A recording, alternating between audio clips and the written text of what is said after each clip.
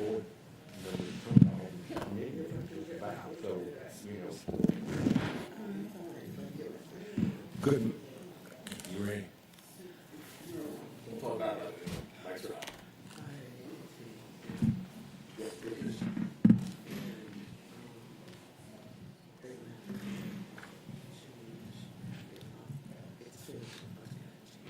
Good morning and welcome to this meeting of Capital Improvements Committee of Savannah-Chatham Board of Public Education. This is Wednesday, September 14th, 2022. I am filling in temporarily for Mr. Cashmar, who's on his way. And we've had our safety briefing, and I'm calling the meeting to order. Do I have a motion to approve the minutes that were circulated? Ms. Hines moves. Dr. Howard Hall seconds. All in favor of approval of the minutes? Raise your hands, please. 1, 2, 3, 4. 1, 2, 3. Well, yeah, I guess. Minutes are approved as presented. Mr. Cashmar's here, and so he needs to have us approve the agenda. Sorry, got caught in traffic. I should have been earlier. Thank you, Dr. Buck. Next item on the agenda is to approve the existing agenda. Ms. Hines moves. Dr. Brinkman seconds. All in favor? Aye. Aye. Yay. That is approved as well. And with that, moving on to eSWAS expenditures and budget. Mr. Jackson. Good morning, everyone. Morning, Mr. Jackson. I'm going to briefly run through some of the revenue pages and graphs in here. I'm going to say the expenditure sides and the projects for the operations and construction team. As we look at the revenue collections for the first 7 months of East Block 4, we've collected right out $69 million, almost $70 million for the period. Collected actually $10.3 million for the month of July. And so far, as we mentioned before, collections are still pretty good for this time period. If you look at the graph, we initially projected about $7 million per year, which is this orange and blue line that's kind of in the middle of the page. The collections projections that we did was actually probably 2 years prior to us getting the referendum passed, so we projected at that time this amount, about $7 million a year. We're actually, so far for the first 7 months, averaging about $9.9 million. So that puts us, again, about $21 million ahead of our projections for the first 7 months of the year. The next slide just gives you an illustration of the unallocated funds for E2 and some of the transfers in and out of unallocated funds for E2.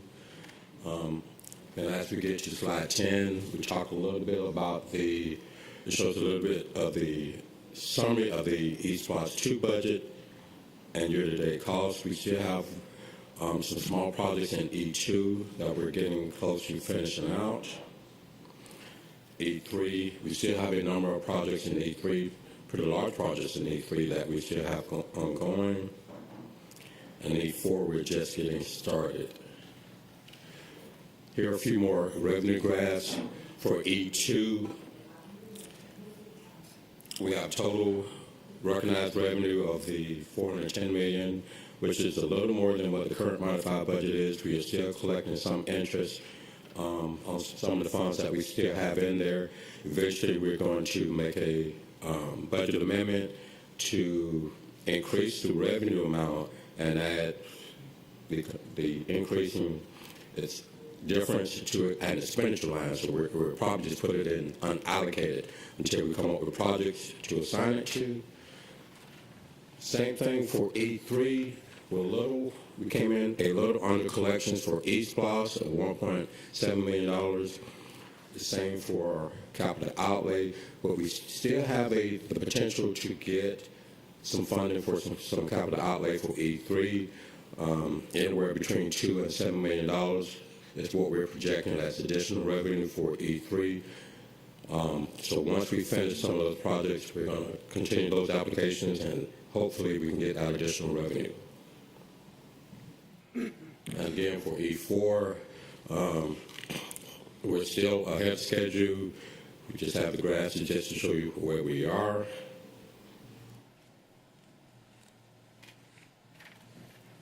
These next slides are just a summary of the projects in E2.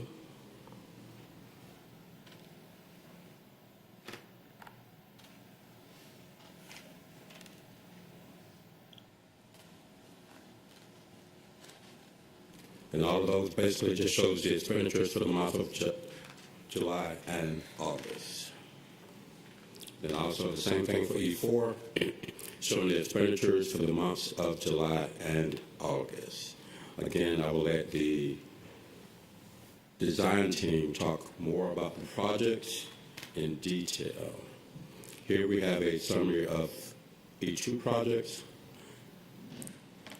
original budgets, current budgets, encumbered and expended costs year to date.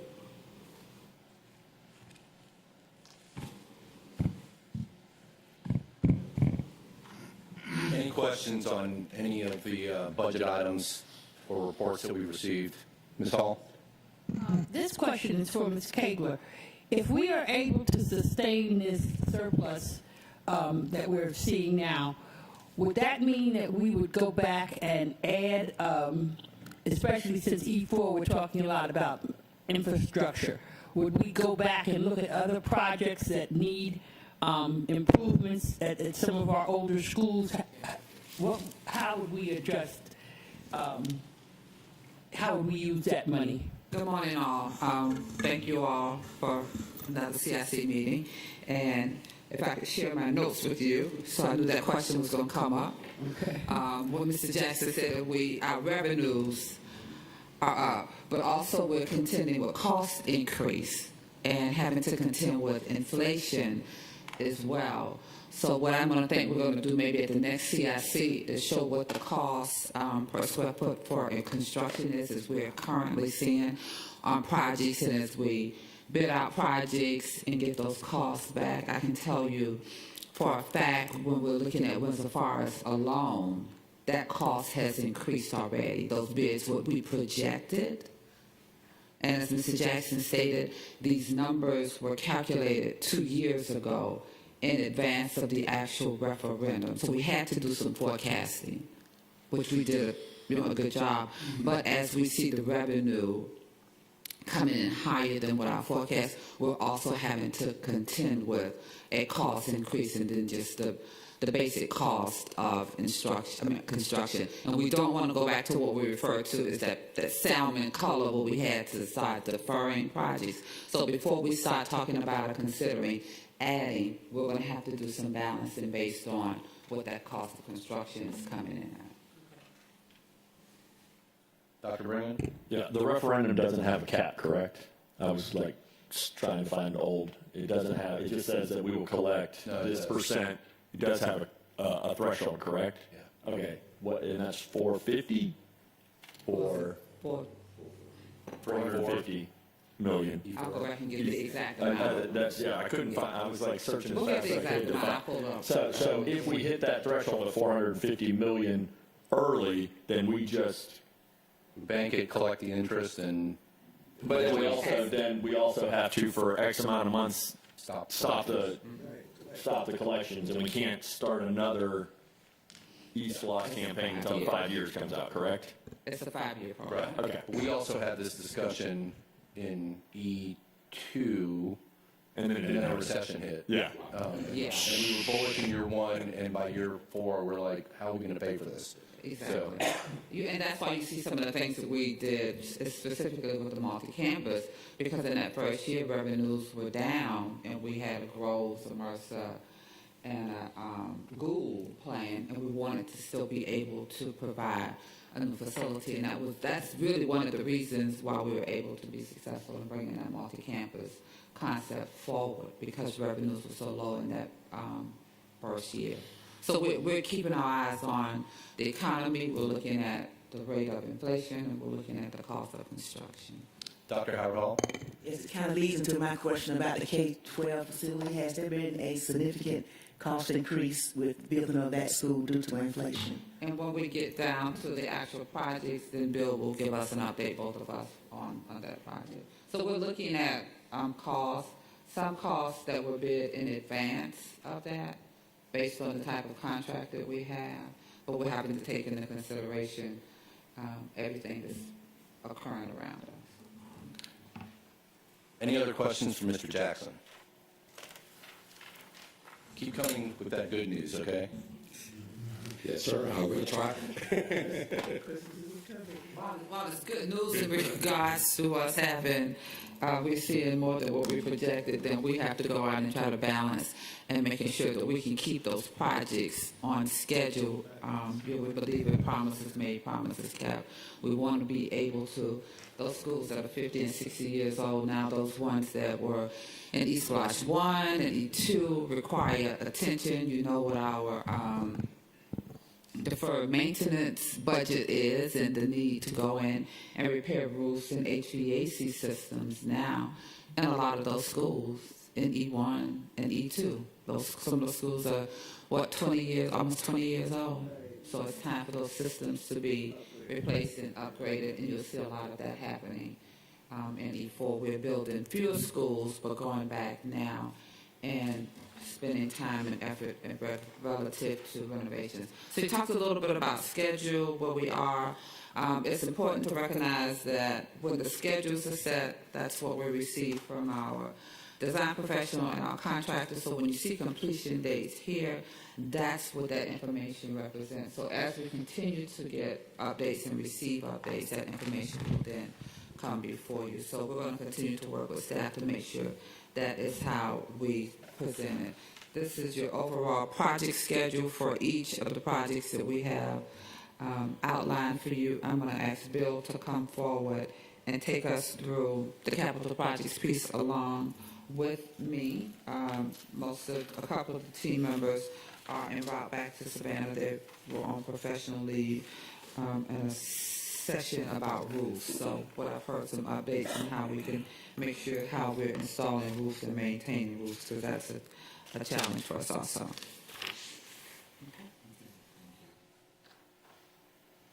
Thank you. Good morning. Good morning. Let me just make a comment also on the program schedule. It is pretty extensive and something that indicates, obviously, that we do have a lot of work. And if you would look at that program schedule, we now show 43 separate school projects programmed out with work to be done. And if you look at more projects being done in these individual schools, if you count the individual projects themselves, it's 75 projects. And one project has just as much work as any other project in there. So we're going to be doing multiple projects in the majority of the schools. And this is for E3 and E4, the projects that we so far have projected out. So we have a long way to go. When you look at the spend plan for E3, some interesting discussion previously, and we can kind of play off that. This report had to be broke up into two separate slides because it's so large and it was hard to see. So the slide that we have up now is partial of the expenditures, and then the second slide that we'll bring up in a minute is going to show more of the revenues. But again, we previously had gone through this in detail, but what we do is, as the cash flow is done, expenditures are made, we update this report. So what you're looking at from 2017 to 2021 are all actual costs. 2022 and 2023 have projections. Obviously, we're 8 months into 2022, So those are mostly actual and in projections out to the end of the year. Same thing when you get into the revenue portion of it, which is down at the bottom. All actual revenue that's been received through 2021. In E3, obviously, the SPLOST proceeds, the TAVIT proceeds are all pretty much are 100% complete. We're going to be seeing some additional interest, and we're also going to be getting some additional capital outlay. So if we take a look and compare our expenditures, our yearly expenditures in that dark green line, and compare them with our blue line, which is the yearly proceeds, you can see as we've gone through this program, we're now in 2022 where our expenditures are 97 million and our proceeds are only 6 million. And so we're spending down that money. We do show a $0 balance, and so we have taken what we see as all of our additional funds, and we put them up into projects, future projects to do. There was a question about the K-12. Yes, there's inflation, and that's associated with some of the costs that is being expended and anticipated to be expended, because we are seeing increases in the furniture. The furniture has not been purchased yet for the K-12. You know, we're in the process right now of putting those purchase orders together, and so that's where we're starting to see inflation. Technology, huge one. But as far as the construction is concerned, obviously we had a general contract, and so those costs and those expected expenditures are remaining the same. But in all these other things, these purchases that are being done in 2022 and 2023, those are going to be experiencing the inflation aspect of it. Mr. Huggan, let me ask you a question on that. So we talk about inflation generally. You talked about furniture costs going up and technology costs going up. But what I've seen with just in my business is subcontractors saying, my costs are going up, and I know what I said I would do, but I can't do it. So pay me more, or I'm just not going to do the work. And maybe those are legal issues we can't get into, but in my mind, inflation is not just material costs, but subcontractor costs for labor, for their materials as well, that are components of construction projects. Are we seeing that generally in the projects we're dealing with as well? Typically, no. There are some legal issues associated with that, obviously, but when you have a lump sum contract, that is the contract amount, that's the cost amount, that's what you will pay for the work. And, you know, there are situations, obviously, that we need to be concerned about and are, but in the majority of our contracts that we are under right now, no. A lump sum contract is a lump sum contract. However, everything that's being purchased from this point will be, affected by the inflation. I just thought about the price of fuel. Has that had any type of impact on transporting the materials for the contractors as far as inflation and paying employees? Yeah, correct. And there's inflation on all the materials and everything else that's being bought. But the hard fact is that when you have a lump sum contract, you have to perform for that contract amount. And you could look at it the opposite way.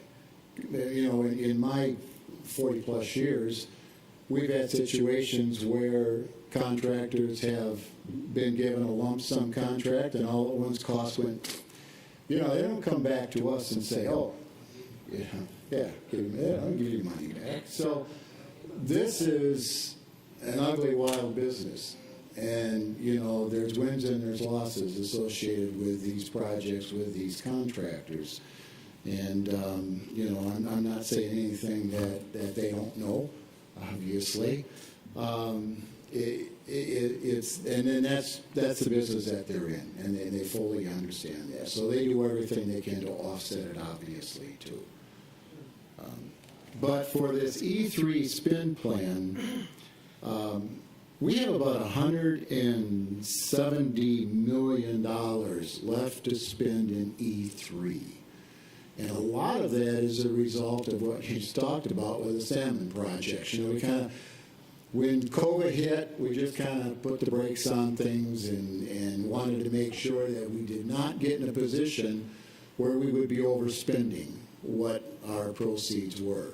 Now that this is passed, we can start putting these projects back in play again. And of course, over half of that is the K-12 itself. Now, you're seeing on this going out through 2023, I'm starting to project out into 2000. Next time you look at this, you'll see a 2024 column, because we will have E3 expenditures go out into 2024. And, well, I just mentioned it also, Larry mentioned E2. We have hundreds of thousands of dollars only in E2. It's our goal to have E2 closed out in the first quarter of next year, 2023. And we feel pretty good that we'll be able to do that. When you look at the E4 spend plan, I've got the same thing again, but again, you see in 2020, not hitting it real hard at all. In fact, we're only projecting up to a little $14 million. And look at the proceeds, $114 million. So we're starting to build up some good money in E4. But we've just scratched the surface as far as E4 work is concerned. It was mentioned in the board meeting last week. You start seeing the negatives. I think when we first presented this years ago, we said, make sure that, we want to make sure those are positive cash flows. Well, we're showing you a negative cash flow. It's something that we need to be aware of. I think something that you can take a look at and look at as far as where our projections are. Look at the SPLOST proceeds for 2022, $111 million. Projecting in 2023, $78 million. So if these kinds of proceeds continue, obviously there's going to be more funds associated with that. I'll also tell you that for these projects in E4, we have inflated all of these costs based, again, upon some of the budgeting and the estimates that we're receiving on the projects that are out in design right now. So if those inflation numbers are held back a little bit, if our proceeds continue, we don't see this negative being a problem, but it is something that we are going to watch. And we will make sure that we don't get in a situation, obviously, where we're overspending. Capital outlay, that 2000. Dr. Buck has a question. I hate to go back to the K-12 school, but that one is obviously our most costly project ever. I know that there's still questions and answers that need to be made about the actual cost of the building in terms of continuing to help the contractor fund the contractor, whatever needs to be done with that. I would hope that we are being proactive about that so that indeed we can get the building finished. Likewise, you mentioned technology and you mentioned furniture. It seems to me that whatever we originally budgeted for those two items, those two major things, is probably going to need to be double what we budgeted, because furniture itself right now creates a whole new problem, because my understanding is if you want a new sofa, you wait 7 months, 8 months for it. That means the ordering process is very convoluted for us. Sure. And I know y'all are thinking about that. I certainly am not the only. Yes, Ms. And Kay. thank you, Dr. Walk. We actually have looked at that, and we processed a change order for additional technology and furniture. So we're looking at those items where we see the cost rising, and we're trying to get out in front of it, and where we can go ahead and make those purchases, we are. Thank you, and I assumed that. I would just say, but likewise, I hope that we're not sitting on our hands and slowing work down, and now that the topping off has been done, in getting the actual construction done Oh, too. definitely. And whatever that is we have to do to do that, No, I hope we do it. They're on the gas pedal, and Good. they have to be on the gas pedal. There are some very specific milestones that have to be met. Good.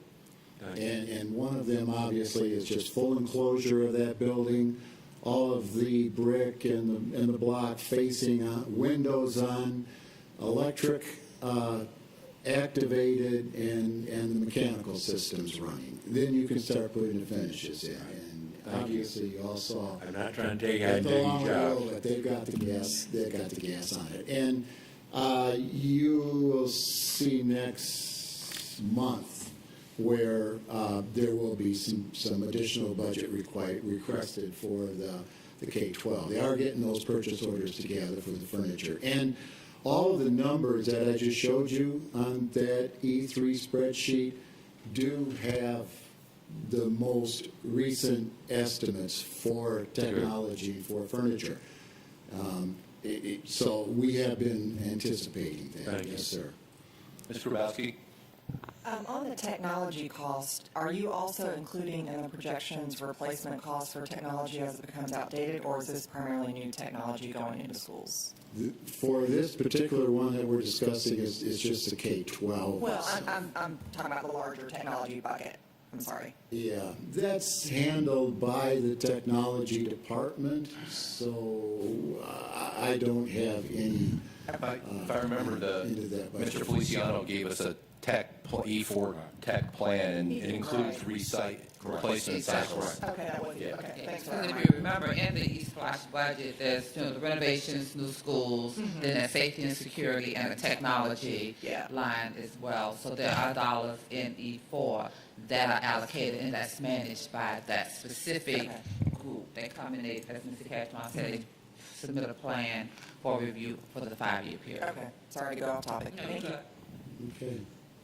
All right, with the capital outlay update, that 2019 pending payment is for Jenkins High School, and that should complete our outlay for up to 2020. And obviously, we have a lot of projects to handle in there, but that's coming along real well as far as what we had budgeted for capital outlay and what we're actually receiving. To get into the projects themselves, the K-12, we talked a lot about it. Obviously, y'all been over at the topping out ceremony that was held, and we know that there is a lot of work to do in that building, but yeah, believe me, they're going to be just going at it on the gas. The annex now has the campus police in it. They're being moved out. They're making new places for them over at Port Wentworth. By the end of the month, they should be moved out. And then there is a lot of abatement work that has to be done in that building. Once that abatement is completed, they'll be able to demolish it and then get started with that stadium portion of the work. And so that will not be occurring till early next year because of all of the abatement and everything else that it takes to get that annex building out of the way. But I mentioned all of the milestones that are important, and those are the things that we're tracking. We have a independent scheduling, looking at all the schedules that are being produced and given to us. We have additional quality control engineers on site, and so this project is being very, very closely monitored. The last CIC meeting, I know there have been ongoing discussions with the contractor about some contract questions, some storage issues, some material issues. We asked what the status of those conversations were at the last CIC meeting, and we were told those discussions are ongoing. We hope to resolve them. I know there have been ongoing discussions since then. Where are we on resolving each side's concerns? Are there ongoing discussions still? Have those been resolved? Are they going to be an impediment to the foot on the gas that you're describing? Can we kind of get a general update on where we are on that? Good morning. I'm happy to provide an update. There are ongoing discussions. There are ongoing concerns, continued questions about schedule integrity, and other issues that we've discussed previously. We'll be meeting with them again next week, given hopefully hammering out an agenda that allows some of the outstanding concerns to be identified, so that we can have a productive conversation. So we'll be meeting again next week. Attorneys, of course, will be involved so that we can be clear on where we are, status report, those kinds of things. So we'll keep you updated. We would like to have, given the previous line of conversation this morning, some idea about what escalating costs mean, what is the definition of those, what will be the limits, because just saying that the costs will be escalating and we will accommodate those on a hard bid project does mean that there will be an impact on whatever other funds or whatever other projects. So I think it's really important to be clear about what it is we expect in a hard bid process, what's the limit on additional costs that will be incurred, and how we will treat this project versus how we treat other hard bid projects. I think we need to be consistent. I think we need to be clear. I think we need to be able to speak honestly and not have to question the integrity of comments that are made. So I think there's a lot of work that needs to be done. Really happy to be a part of the topping off ceremony, but just recognizing scheduling is a problem. Lots of rain days and all those things that we have to accommodate. But we're also seeing projects in other areas around us. And I've asked the staff to look at how are those escalating costs for those projects being managed. Is the school district being asked to pay the additional cost for those construction projects as well? So lots of work being done. We'll continue to have the conversation. So thank you for the opportunity to provide that insight. Yeah, to Dr. Buck's point about moving things along, I just wanted to make sure we're not stagnating, that we are having those conversations. So thank you for that update. Mr. Grabowski? One question on the interchange improvements at Highway 21. Who is managing that component, and what is the schedule for those interchange improvements in the new signal? That work is all under contract by the general contractor. Okay. The new Priscilla Thomas Way needs to be finished up. Part of that is getting the annex building out of there, because that has to clear that site so that that new road could be constructed, and then the intersection would be completed. Okay, So that is that within would the- be second quarter of next year, Okay, and that is within the general contractor's scope? yes. Okay, thank you. Okay, so Dr. Howard Hall, sorry. Just have a question about the timeline for demolition as far as the CTA building and possibly the Garden City Gym. Is there a timeline set for the demolition of those buildings? no, I do not have one for those. Okay, so we show a flyover picture, and obviously the roofing is in progress over that center area where it was opened, auditorium, gymnasium. And again, this is what the full campus will look like upon completion. Is this the current up-to-date site plan? Because I've seen different pictures. Just want to make sure this is the current site plan. This is a site plan that has the district obtaining the city property. Didn't we do that? Okay. Okay. Okay? Let's move on to Windsor Forest.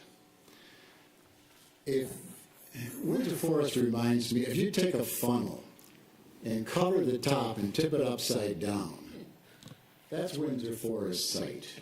Everything's got to come in one side on the top and come out of the top. And we want to keep the existing school in place. We were able to do it with Jenkins, and we feel very confident that we can do it with this school also. However, there are some extenuating situations here that Jenkins did not have, and one is the fact that all the traffic, school traffic, buses, visitors, everybody has to come in that one side, and then they all have to leave. Now you put construction in here, and now you got construction coming in and going out. So you can see the problem that there is. And, we've got a great team. We've got J.E. Dunn on this project, and Hussey Gay Bell, they're the ones that just completed Jenkins. So we certainly have all the confidence in the world that they're going to be able to do this. This site has been looked at so many different ways, but again, in order to keep the high school in place, we have to have temporary parking, because the new building is going to go where the old parking lot was. And so we're still looking at how many spaces can we get on a temporary basis, and then where else could we park? So there's a few places that we've been looking at. But all the construction has to come through here also. So, and we want to keep the existing gym in operation. So as you can see, there's just a multitude of issues associated with this particular project. When you look at the phasing part of it, this is what the final layout will look like. You can see how the new building had to be kind of pushed up as far as what it could in order to allow adequate room for the athletic fields, but it couldn't get pushed up maybe as far as what it wanted to because of the existing building there. So they're working the new building around in that area, being aware that the gymnasium has to stay in place yet. And so when the phasing of this is going to be a lot of multiple phases, obviously.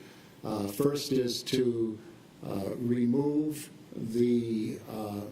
or construct the temporary parking. You're going to have to remove the existing parking, build a new building, take the old building down, finish the athletic fields, and it's going to be a very, very complex project.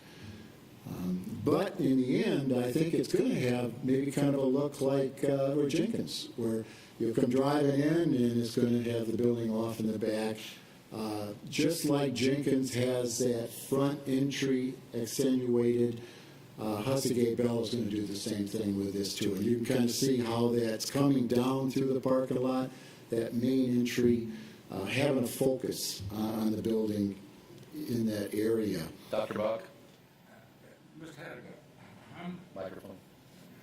excuse me. How, do we have an estimate of how many student drivers we have at Windsor?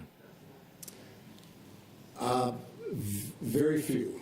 If that's an estimate, there is not a large. Okay. I think what we have to plan for is a little over 100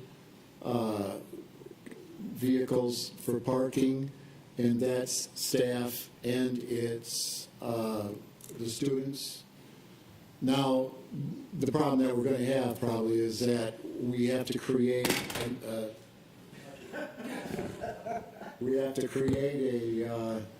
temporary parking, but that's not going to be an asphalt lot where it can be striped. You know, it's going to be a gravel. Oh, no, I Now you get understand. some people that park like this, and all at once I you. was just thinking of making it, like a senior privilege to be able to drive during construction or something like that, so. The school has some opportunities there, but we need to make sure, obviously, that staff and admin, that we provide proper parking for them. But it's all at that entryway, and everything else is coming in. So this is what the final layout of the building is going to be, and they're developing. They went through schematics. They're going to be getting into design development of this shortly. It is going to be a 3-story facility. So you can see over on the left-hand side, that rectangular area, that's going to be the classroom area. Coming in the offices, that green area down the right side, that's the auditorium. Music would be in that area. And that pinkish area, kind of in the center, that's your cafeteria, kitchen and cafeteria. So those will be on the main floor. Of course, the existing gym is way over on the right-hand side. Second floor, media center in the center. ROTC, is that right? Is going to be in that dark purple area. And then again, your classrooms along the left-hand side. Third floor, classrooms. So in order to get this building to fit on that site, yeah, we had to go up three floors, which is kind of unique. The other building on the right-hand side is the field house, and that mainly is a wrestling area. And then, of course, it has the restrooms and things associated with the athletics. So this project, yes. I know we've got a bunch of rooms that are just labeled CTAE. In the early phases, we were talking about trying to add, of course, Dr. Lewis wanted everything. Is the new HVAC program still in the plans for this building? I'll have to get back to you on that. Okay, I was trying to see that. Steve? Thank you. Ms. Grabowski? Mine actually goes back to the site, so sorry to go backwards. And I do not envy the job of trying to fit 10 pounds of potatoes in a 5-pound sack. So kudos, and definitely thrilled to see the prominent pedestrian walkway and clearly marked through the parking lot, especially if we have a large number of students who walk, which it sounds like we do. There are also 2 apartment complexes that are immediately north of the campus. And I would encourage us to look at how those students may be accessing without necessarily having to go back out onto Largo. If there's an opportunity to have a pedestrian gate that could allow direct access for those students, I think it'd be worth considering. Thank you. Okay, thank you.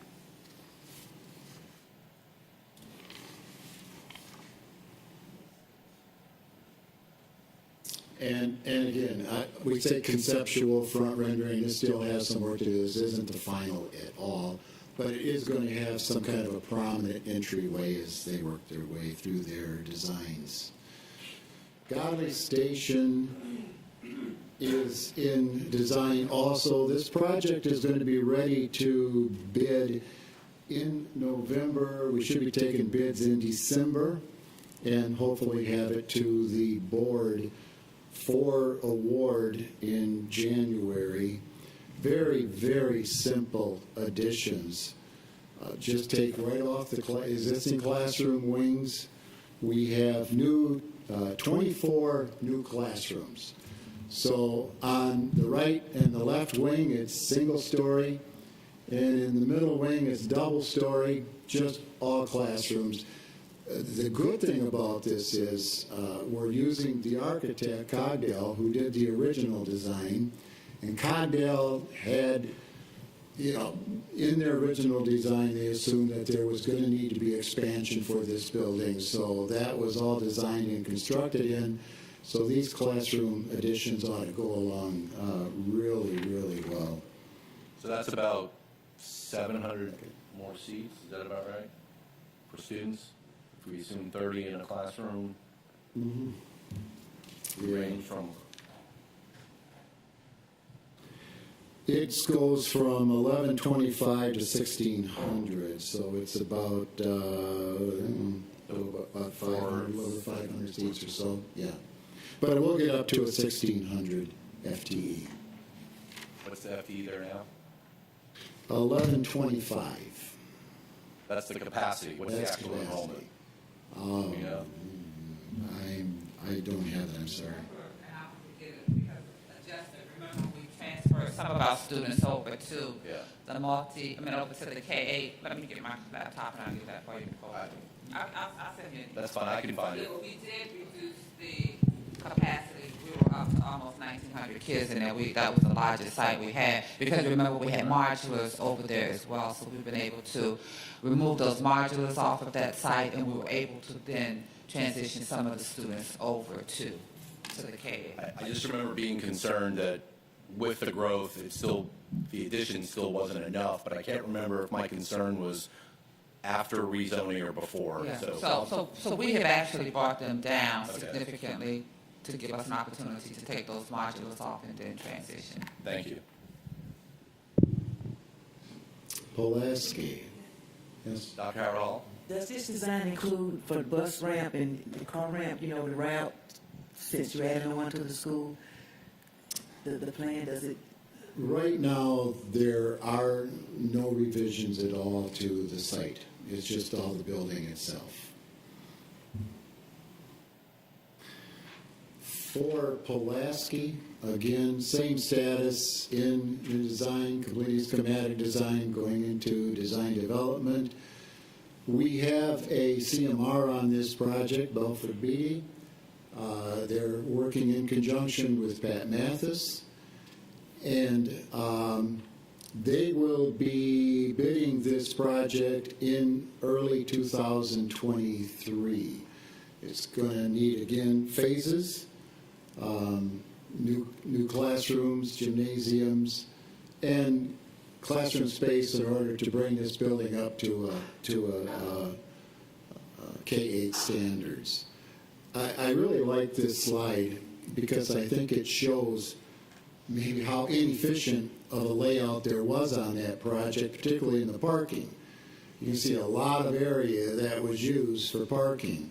So what we did was compress that, and that allowed area for the athletic fields. Previously, we were looking at the property way over on the right-hand side that you probably can't even see, but we were talking about putting athletic fields in there. Well, number one, there was a lot of wetlands in there, but number two, that would have required a lot of approval from the U.S. Department of the Army. And I think from previously going through this initially, you just don't get that done overnight. So that meant that we probably would be well over a year before we could even get in there and get approval to even go in there and start constructing. So what the architects did, I think, really efficiently was to bring that parking up nice and tight. And they have as many spaces as what they previously had. In fact, they even have a few extra ones. And then the addition, of course, is down on the south side of this this page. I don't know if it's the south side of the site. And what that allowed for, obviously, was to put in the baseball field and to put in a soccer field and keep it all on site. We have 18 acres here. There's no reason that we can't get all of this on site. And so you see in blue where the new addition is going to go. The schematic of this shows a connection, again, off the existing building, classrooms off on the left-hand side. That existing gymnasium is going to be converted into science rooms. So that's going to maintain itself. And then, of course, there'll be a new gymnasium in order to have a K-8 size gymnasium. Just some early renderings, again, not necessarily finished, but just showing you when you're in the parking lot looking at that new gymnasium and how that addition is going to fit in. They're looking at using the same type of construction that the existing school was done with, which is concrete. They might not have the room for the tilt up, so they might go with precast, but it's going to have a similar type look. Dr. Buck? Tell me again, how many will have, what the capacity will be after the K is finished, and an approximation of how many kids are from home base? Okay. You didn't have your mic down. You said how many are from military? How many will be the capacity once the K is finished, and then an approximation of how many on base kids we have that come in the base side? Let me get that. I can't tell you how many Okay, are coming from the base. I but know remember.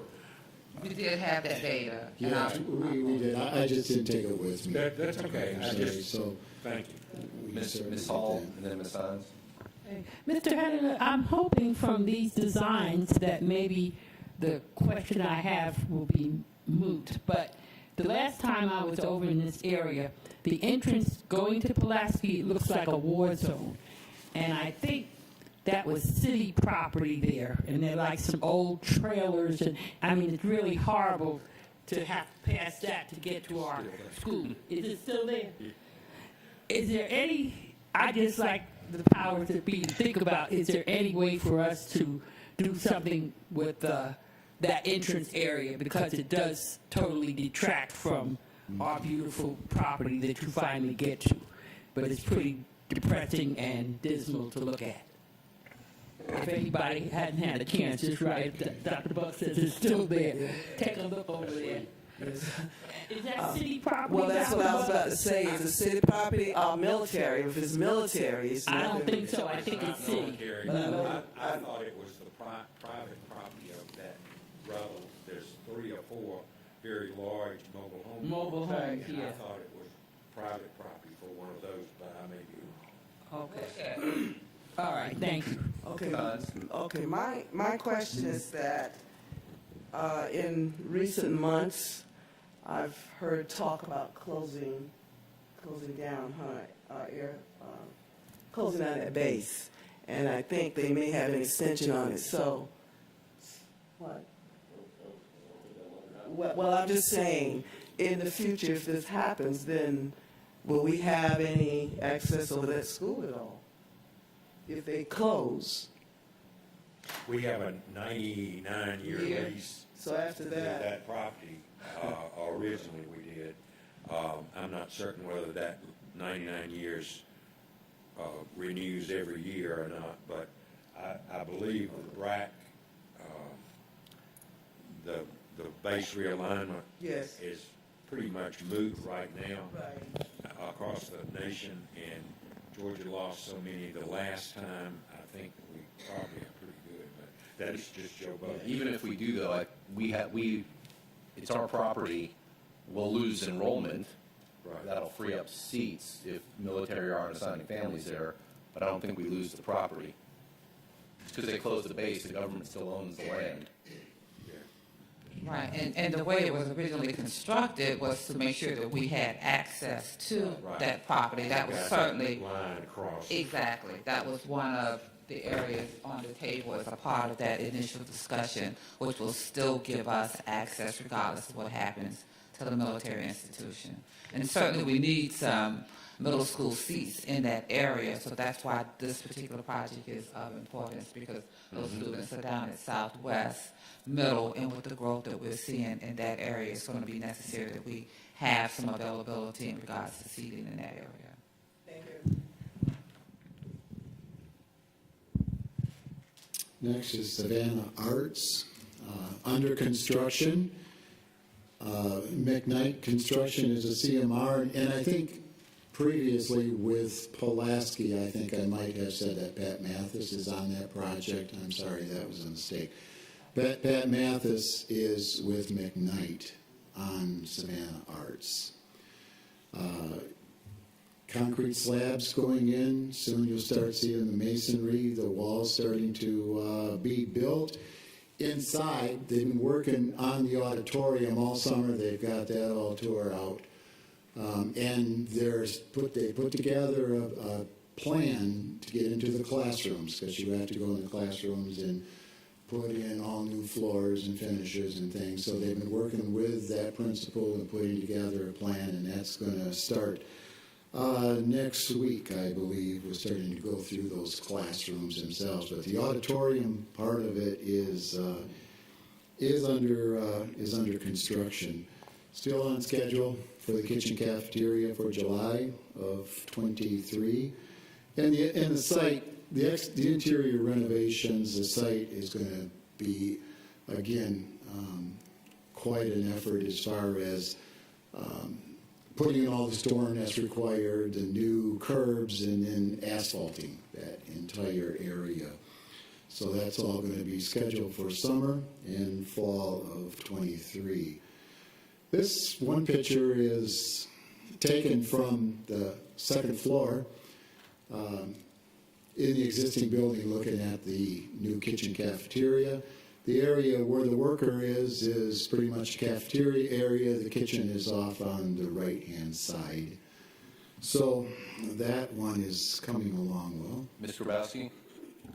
It's very exciting to see the progress on the project. Thank you very much for the update. Couple quick questions. Is the auditorium still on track to be completed by the end of the year this year, or fall before school opens next year? It would be before the school opens next year. Okay. And you know, one of the major components in the interior renovation portion is replacing the HVAC. And as we find out, this equipment takes a long time to be delivered. But that's a very, very difficult replacement, because they have to go into those interior mechanical spaces and actually pull the old equipment out and put the new in. And of course, that auditorium will have all new air through Right, that. right. Yeah.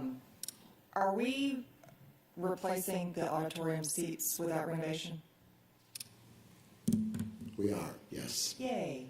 That is wonderful to hear, because it, with a beautiful new auditorium and reusing the old seats would not have the same. And it doesn't have to be right now, but at some point I'd love to understand a little bit more about what's happening with the classroom renovations on the interior. Okay. Thank you. Definitely. Do they have an alternate, I'm hoping they have an alternate performance arrangement while they're, They do. They've been working with Garrison, with the Yamacraw Performing Arts Center to manage scheduling. perfect, thanks. Ms. Hall? Mr. Heidinger, what decides whether a project is a CMR project or a design bid build? What goes into deciding which way that goes? Good question. As you know, in E2, we did all the new buildings CMRs.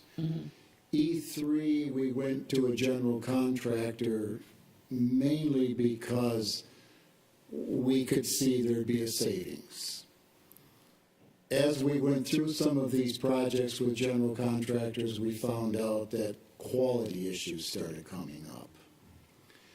And so in order to offset that, we are looking back and going back into CMRs again, but not only just for that issue only, but these projects that I just talked about have multiple phases associated with them, lots of coordination with the existing facilities, keeping them in place, things that just lend themselves much better to a CMR instead of a general contractor. However, that being said, we looked at Godly and said, you can't have a cleaner facility addition than this. And so that one, we've decided to use the general contractor, and we know that we'll be able to get some very good bids from some good general contractors that have done some great work for us in some of our previous editions. Okay. So we look at the project, we look at the complexity of it, and then we make a decision based upon that, how we'll get the best quality. So we're kind of in a hybrid state now. Yes. Okay. And it gives us that flexibility that we desperately need. You heard Bill make reference to having 75 projects that we're managing now. So we try to make sure that we take that into consideration relative to staffing, and then at the end of the day, we're going to be able to come out with the highest quality product. Okay, thank you. Coastal Middle School, this is one of the renovation projects. There are lots of them. When you look at the schedule, you can see many schools are set up to do renovations. So this was one of the first ones that have come out of the gate, putting all new finishes in the cafeteria, along with new furniture, and then going into the restrooms and updating them, just upgrading them. So again, kind of a work scope that you're going to start seeing in a lot of these schools. This work has started, and it's scheduled to be completed by the end of the year.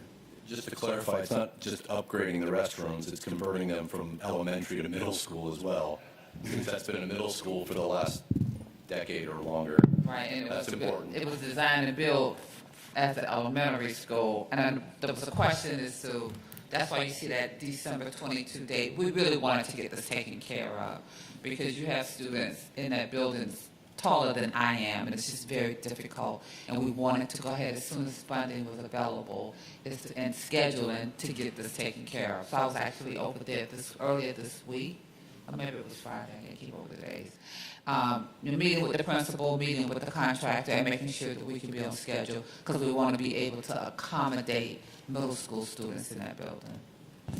So you are correct. We're working not only just in the cafeteria, but those restrooms desperately need that attention. J.G. Smith, we have a proposed floor plan. As you know, J.W. Buckley is the architect on this project. He has been looking at a lot of different proposed layouts on how to fit a new school on this 6-acre site. Along with that, we recently had a tree survey, and there are some specimen trees that need to be retained on site. And so to get the new building, to keep the trees, to get the play areas, and to have room for drop-offs and buses and everything else, you can tell that it's extremely tight. This is what he came up with, and it looks like this is what he's going to be finalizing. Continuing with the front elevation, the front door coming off Lamara, and with the gymnasium, the cafeteria, he sees an outdoor dining area, with the trees around it, off the cafeteria, the kitchen, good service as far as deliveries are concerned. 2-story classroom wing, and then again the parking, again coming off the Hamersham Road. So the layout might be kind of similar to what it was before. The plague area is not really changing too much, but certainly given this site a whole new look. Buses coming in from the right-hand side, and we only understand there's 2 or 3 buses, so we don't have to create a large area for that. But there is a very large drive-up, and so he's looking at that parking lot, how he can queue, spaces in through there and a route for pickup and drop-off. So extremely difficult site, but I think he's on the right path for putting together a solution. What he is doing now is looking at his elevations. And he's going to put together some sketches. He's going to put together some schematic look at what this elevation will look like, what this building will look like. And from there, we will be able to go in and meet with the community. Well, I'll just back up a little bit. This project initially was just a classroom addition. And it was found that when you put classroom additions in, you have to have the core space to support it. The building didn't have the core space. No place to add on to that. So then it went off into a modernization. Let's keep the building, let's modernize it. And when they started looking at that, it was found that the structure just would not support it. It was extremely expensive to do a modernization of this building because of that existing structure. And so now we're off into a new school, and we have all of these other challenges that we have. We get through these challenges. Craig Buckley is looking at exterior elevations. We expect he'll have something to us within the next week.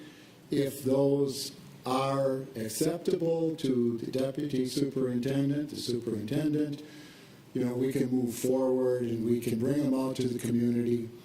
And then we can tell the community this whole saga, where we were when we started with this project and where we are right now.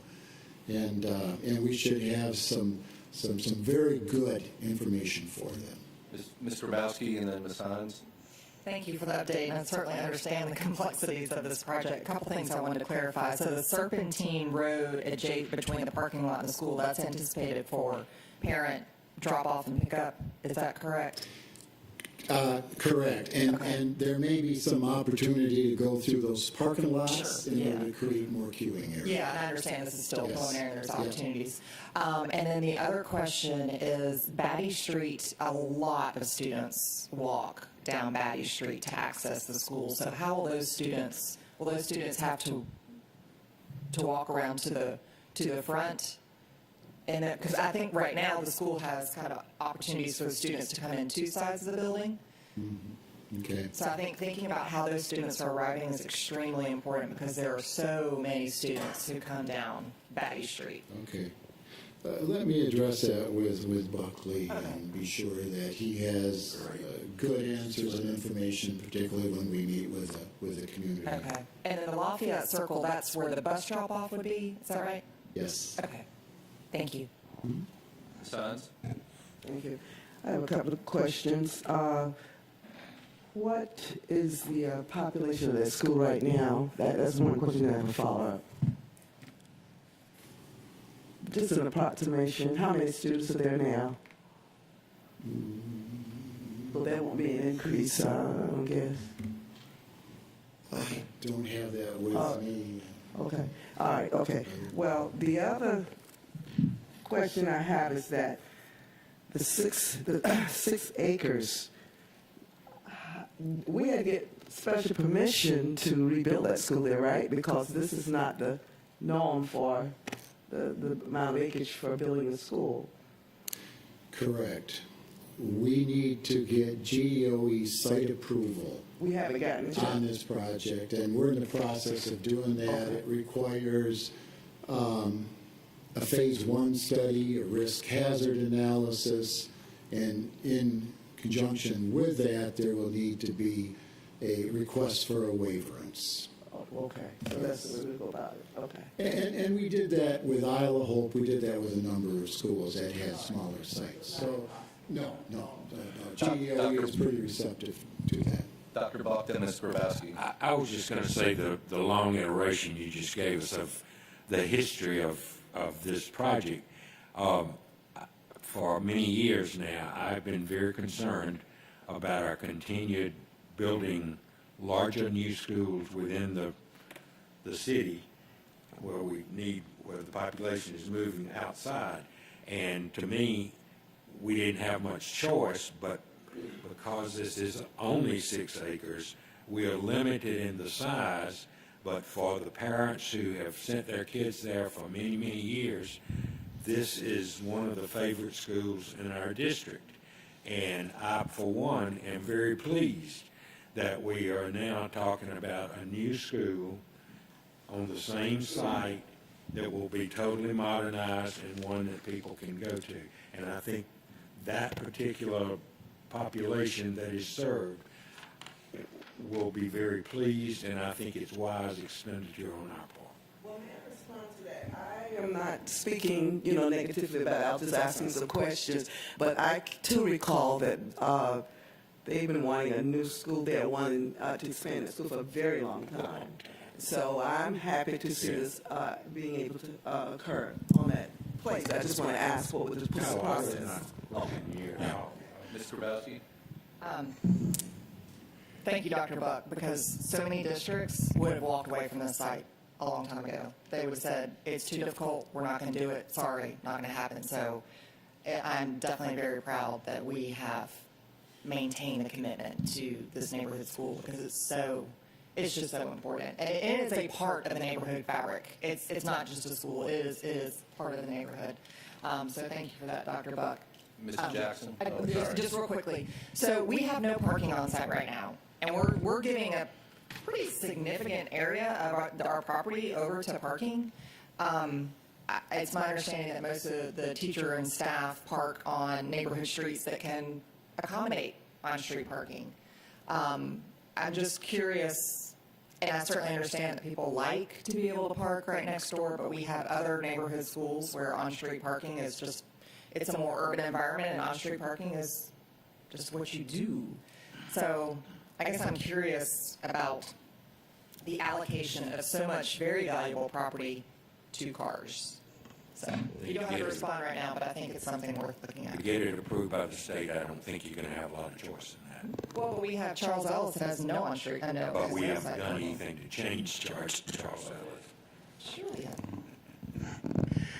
Mr. Jackson? Yes, to answer Ms. Hines' question, at 10th day at our official enrollment count, we have 455 students there. And if I didn't say it, this is a 2-story building. Again, the media center is upstairs, and it will be a 2-story classroom. I'm sorry, can I say one Dr. more? Buck? One more thing, because I worked very, very closely with Craig Buckley when he did Isle of Hope School, because it was sitting there in a National Historic Landmark District, literally the property line.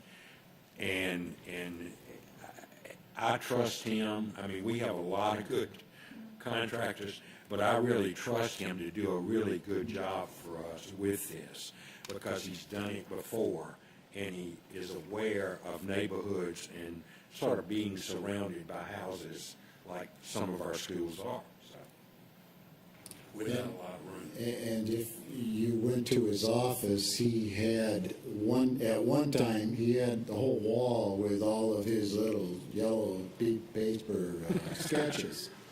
And he put that building a lot of different places on this site. And it's almost like the trees, of course, were really causing, you got to get around them, then you don't have that much area because the site kind of, funnels down there. So I think in the end, he was able to create a building that will work, keep play space, kind of add an athletic field even in there, and then still have room for some parking yet. So he's done a great job, and we'll be interested to see what kind of an exterior look he wants to see on this building.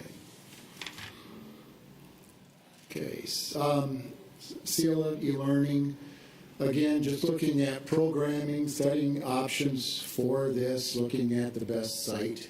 It still really hasn't landed on a particular site yet, but this one is still in the programming stage. Bloomingdale Elementary School, just recently looked at as a new school. Buckley, again, is tagged as the architect on this project, and so, again, he's looking at the site, looking at how he can put a 1,000 FTE school on this site. So we'll have more when we meet next time. These renovation projects you've probably seen a number of times. I just want to, point out that these projects can be and are extremely complex and difficult because you look at having a budget for a project such as Garrison. It says it's in planning. We went to Garrison School. We met with the principal. We pulled the FCA reports. We looked at capital outlay and the kinds of work that could be done in order to capture those dollars. And then we put together a scope of work based upon all of that. Price it up, put some budgets on it, and of course, we're over budget. So then you have to go back through, you have to make priorities for them. And so this planning process on these projects take longer than what a new school would because it's just a very difficult process to get to the point where you actually have a project, a scope of work that meets the budget that you've established. And as we pointed out, we're going through cash flow.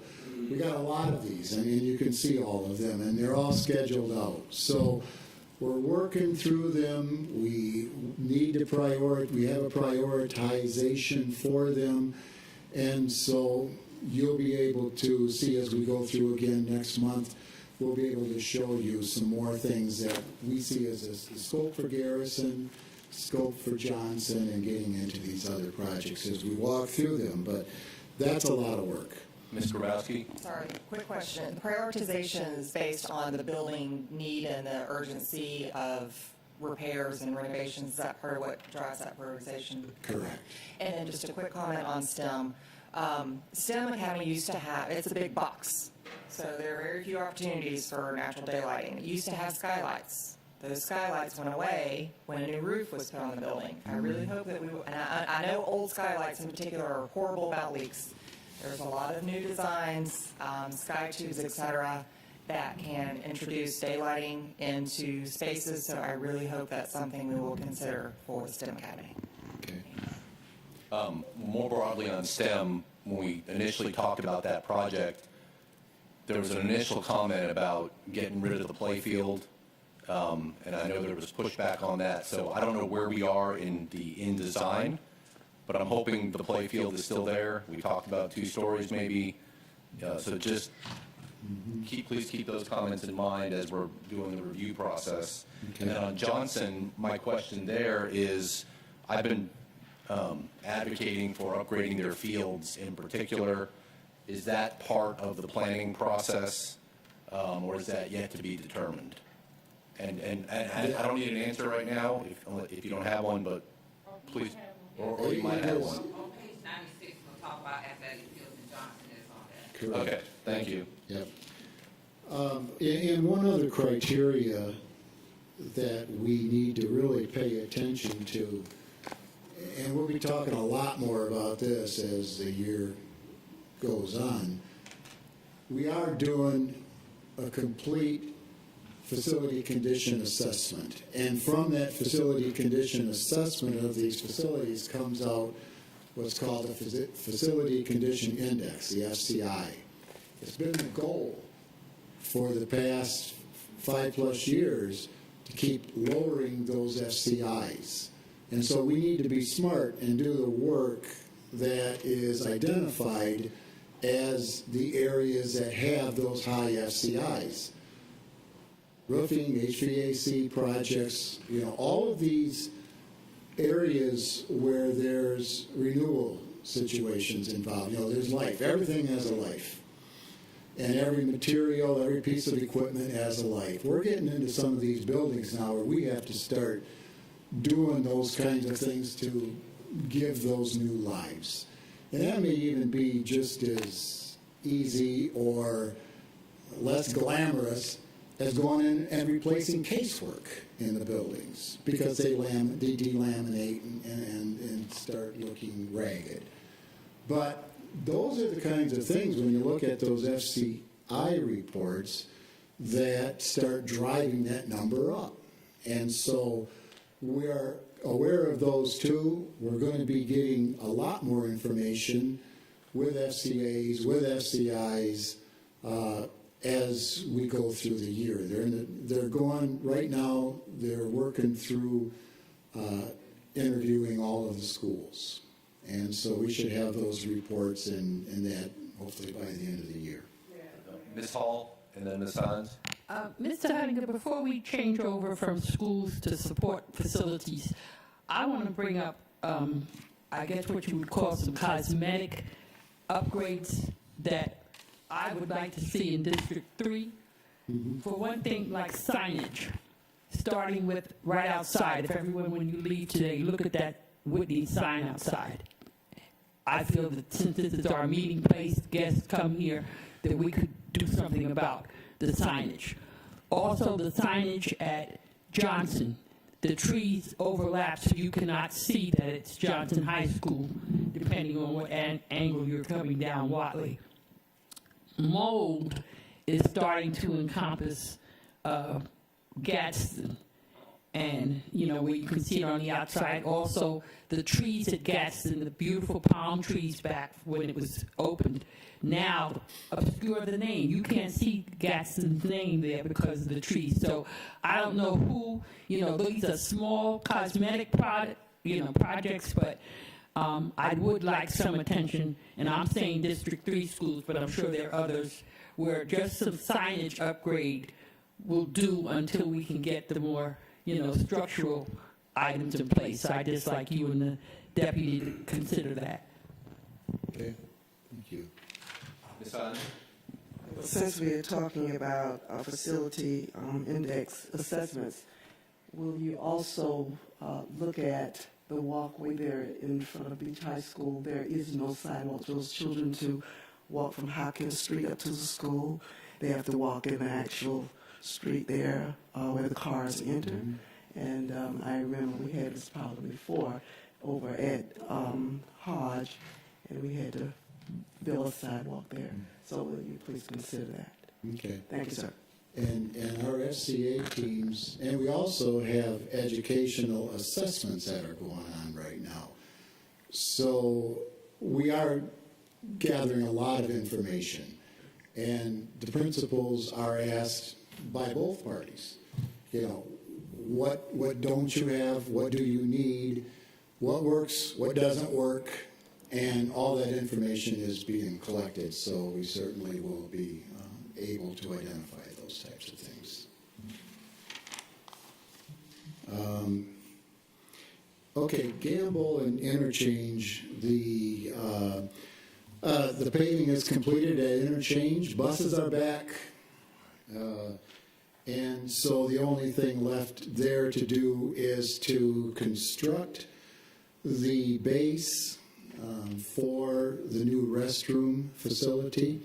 They have to bring the utilities into that, construct the base, and then after that we can get started with the construction of those restrooms in that training area. Dr. Buck. After the tour the board took of the restroom and the maintenance, I would ask Mr. Moss, who's sitting in the audience, that when the ribbon cutting is done for that restroom, please let me come and help cut the ribbon.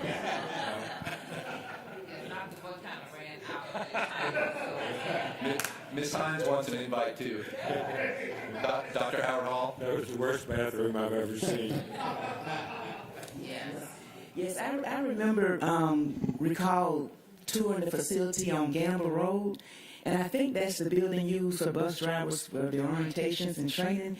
What happens to that building? Will it be repurposed and everything goes over to Interchange, or what happens there? Because I know there was a lot of work that needs to be done to that particular building. That is my next slide. Good segue. We've been working with Hanson Architects on looking at the maintenance area over at Gamble and the transportation over at Interchange. And as you know, I'm sure that Chatham Parkway is going to go away. So that area to store buses is not going to be available later on in the end of the year. So how can we best put all the buses on the property that we have, maintain, get a new maintenance area, upgrade everything that you're discussing right now? And this is a plan that they're coming up with. The right-hand side of this plan, the left-hand side of the plan is Gamble. And you're not able to see necessarily all of the notes that were put on here, but that pinkish area down on the bottom, what's going to happen, Gamble is going to be 100% transportation. Large site, 12 acres, so we're going to put all the buses out there, and we're going to move transportation over there. So what we're looking at is in that dark purple, that will be the new transportation offices. It would include the bays for maintenance and for washing. And then something that you don't have right now is parking, more parking. So that dark gray on the bottom, that's being looked at as a parking garage ramp. We need to have parking not only for the bus drivers, but for the monitors. And right now, the sites just can't accommodate that. And so they're looking at a parking ramp might have up to 623 spaces in it. The whole other area would all be bus parking. The fuel would stay there where it is right now. There's parking here for 340 buses. And so that will take the majority of them, but it will not take them all. So you go over on the right-hand side, and that's the interchange lot. That's a very old building out there, as you obviously know. We would like to take the maintenance from Gamble and move it over to Interchange. And that pink building in the center is going to be the new maintenance. It would have shipping, it would have receiving, loading dock, all the admin areas for maintenance themselves. The top area is some of their storage that they would need to have, parking for their white fleet. And see, that only takes about half of, if it's organized properly, that only takes about half of that site. So what are you going to do with the rest of the site? Bus parking. So we have overflow bus parking for 90 spaces there. So now we should be able to get all of the buses on these two lots and that new facility that we're going to be constructing for the bus, the restrooms, the training area. That can be their place to go to if they are assigned to have a bus that comes out of Interchange. So we're making some very, very different types of usages of these sites, and I think it's going to really work out well.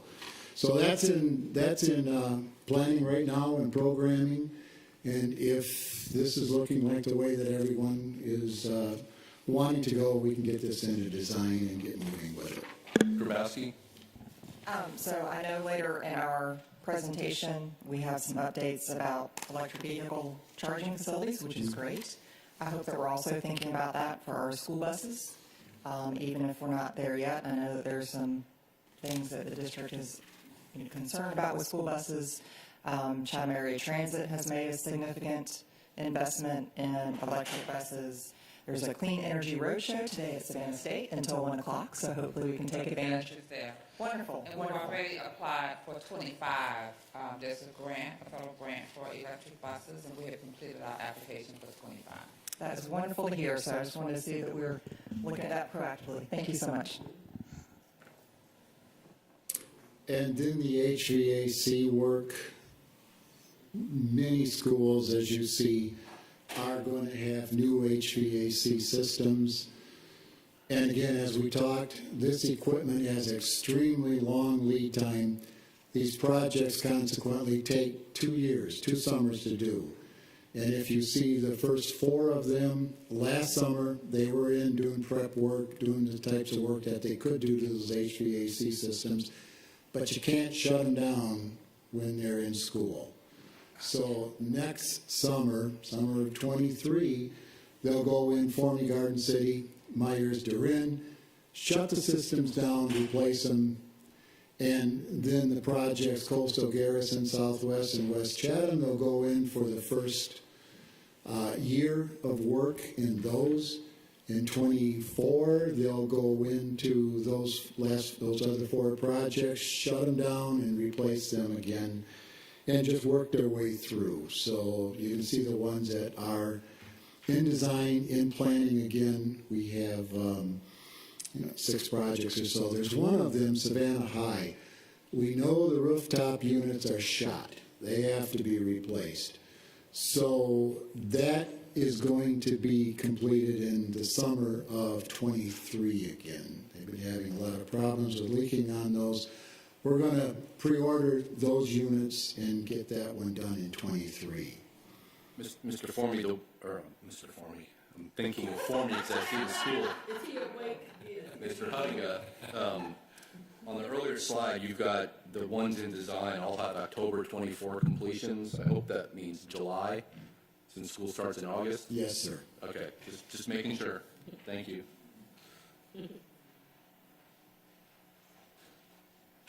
And Mr. Formey, I'm glad you're awake. Good to see you. We have many roofing projects, re-roofings, that are also going to be done in E4. We have Charles Ellis and Largo Tibet, 2 that are in bad shape and need to be done. However, they cannot be done until the summertime again. And so these will be scheduled over the summer, completing by August of 2023. In planning, Southwest, West Chatham, Port Wentworth Elementary School. Of course, we just did Islands last year, which is very, very similar to Southwest and West Chatham. So we see no problems with getting those completed, but there are a lot of those projects that need to be done. Security enhancements, still working through, and this has been accelerated. We're getting in and getting these projects on the boards as quickly as what we can to bring these facilities up to good security standards. Synthetic surfaces, we have New Hampstead, and I got a picture of it later here too, but it's about 95%, not 100% complete yet. They still have to sew some of the seams yet. They have to get the sand in. Garrison, the same thing. You can drive by Garrison and you can see the green carpeting and it looks nice, but the seams haven't been completed. The sand isn't on. Quite frankly, the contractor that we have working on this has failed us, and we're looking to do a replacement. So when we go through these other projects that we still have in planning yet, we'll be utilizing a different contractor, but we still have to get New Hampstead and Garrison all completely 100% wrapped up. Just for clarity, is the contractor doing artificial turf district-wide or just on these smaller projects and not the playfield projects? It was just these play areas and courtyards, not the ones that did the athletic fields. Okay. It's a different type of a turf that you put on the athletic fields and what we're putting in those play areas. And again, if you go out to New Hampstead, it looks nice, but they still have a lot of things to clean up yet. In Garrison, same situation. It really cleans the front of the buildings up. When you drive up to them, they really look nice. But there's small things that have to be done to complete them. This has an interior courtyard that also is going to have this synthetic surface, but that will not be able to be done until next summer because they have to bring everything through the school. There's no way to get anything into that courtyard. The athletic fields themselves, we've had, and the intent here obviously is to look at every high school that does not have a stadium on it, that has practice fields, and bring them up to the kinds of standards that you see at Jenkins. And so they'll have artificial surfaces, and they will have those areas for practicing and for play in JV or whatever they would desire to do. We have Johnson and New Hampstead as our priorities. We're pushing these forward. And then Beach Islands and Savannah High would be following next year. And all that includes lights as well, is that accurate? Correct, yes. And this is just for football, lacrosse, soccer? It would be striped like Jenkins, so it would have soccer, lacrosse, and the football striping. Yeah, I guess what I meant was baseball, softball, are still using real grass. Correct. Is that accurate? Yes. And then just other projects, obviously, as the schedule indicated, we do have a lot of other, quote-unquote, smaller type projects. Oatland Island, that walkway construction will be done in the next couple of months. Campus Police Headquarters, I talked about that being relocated to Port Wentworth so that they can get out of the annex and we can get that demolished and get started with a new stadium.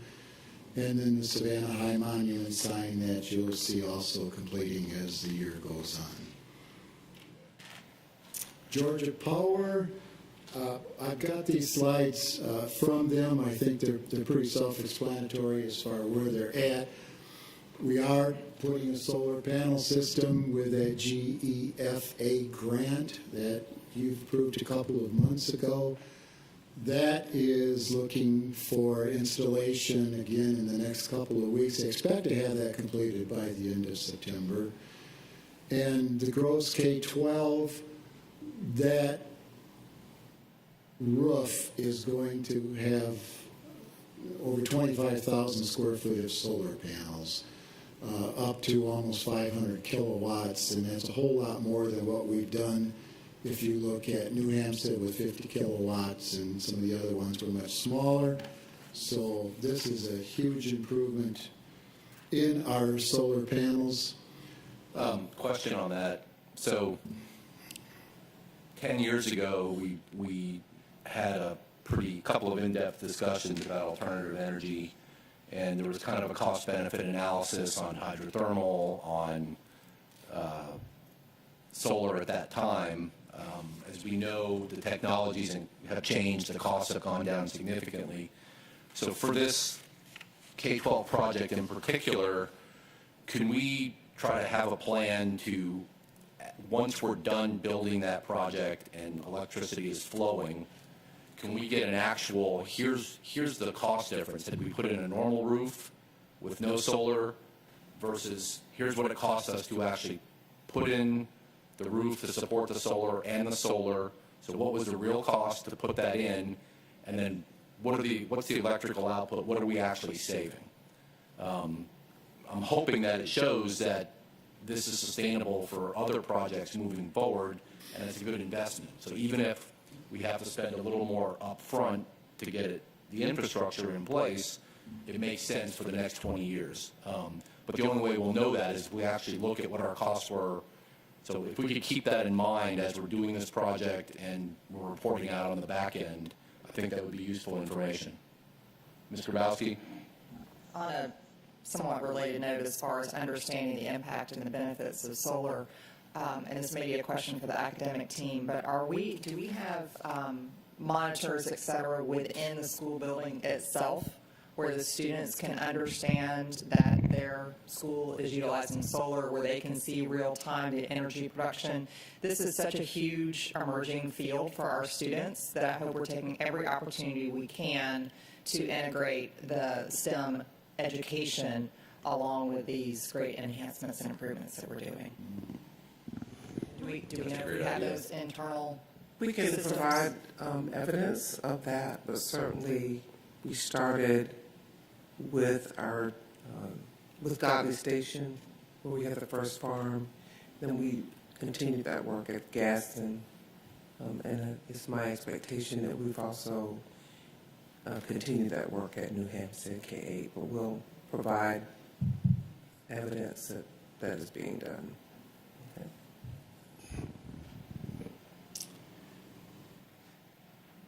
Okay, the electrical vehicle charging stations, again,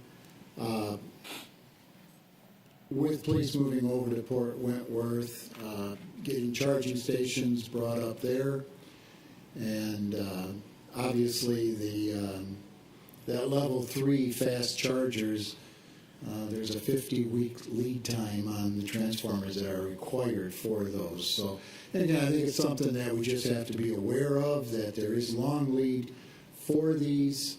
I know that we would want to do something similar out at Gamble when we bring transportation in there, so we're just going to need to get this rolling as quickly as we can. And then the LED lighting, again, board approved a number of schools to have LED lighting. This is phase 3, and so these schools will all be undergoing getting their lighting replaced within the next year also.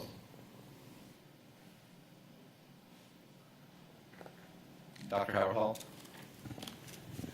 Yes, thank you for your presentation. It was very thorough. My question is, I know that we provide information to our LMWBEs throughout the year to assist with building capacity. Could you provide us an update on that effort? I'd like, is Sil here? Yeah, I'd like to call Sil to the podium, and he can respond to that. Thank you.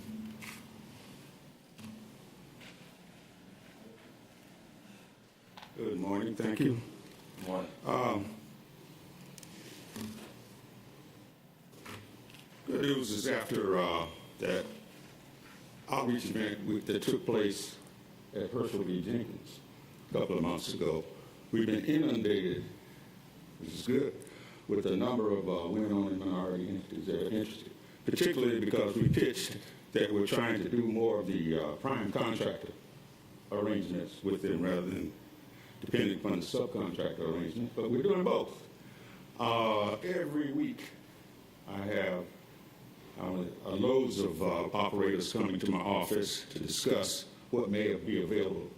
The point that I want to drive is heard Bill and others say that we're starting with a lot of design type things and we're waiting on a lot of design, particularly when there's a forest and other things that we have to do, so it's very difficult to tie prime contractors down to specific scopes.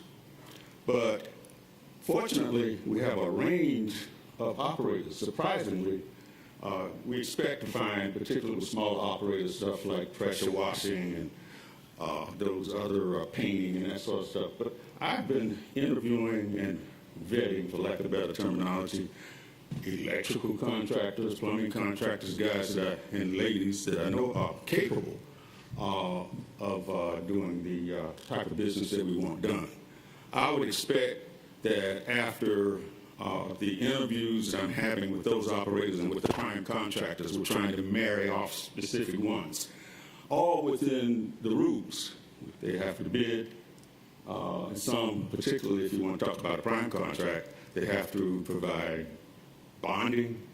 So I'm working with agencies to try to tie in those that identify as folks that won't weigh down the wagon, that'll at least bring us along. So I'm very optimistic at where we're headed with these.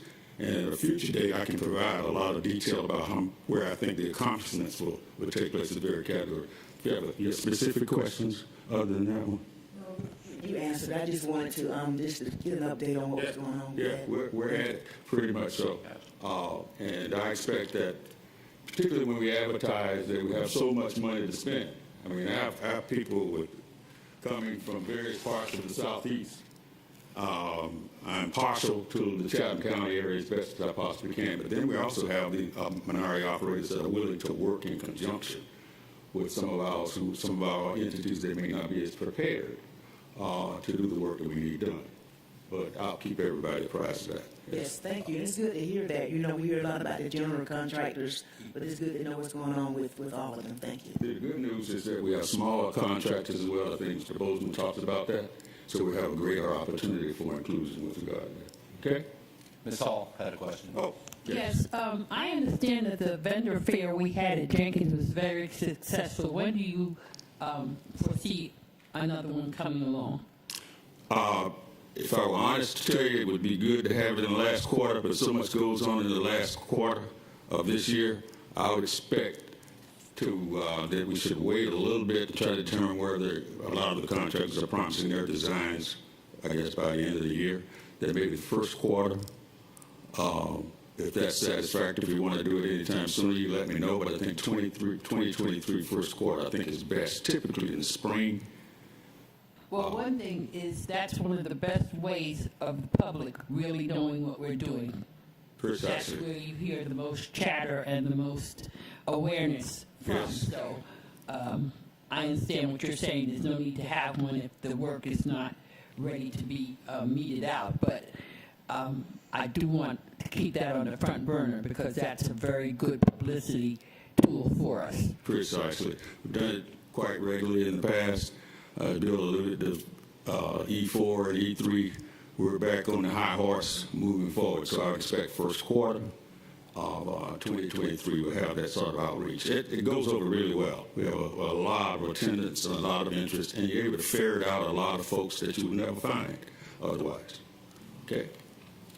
Before we move on to old business and new business, which will be very brief, I promise, any other questions for Mr. Jackson or Ms. Miller-Kegler on finances or operations? Excellent. Old business, we have two projects that are ongoing. One is kind of a review of the design guidelines, and the second is review of existing policies.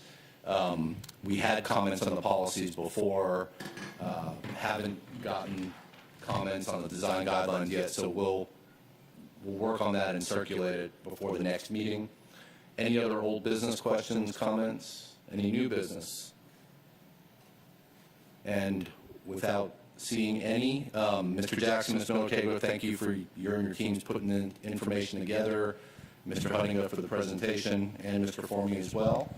And with that, we are adjourned. It's on the calendar.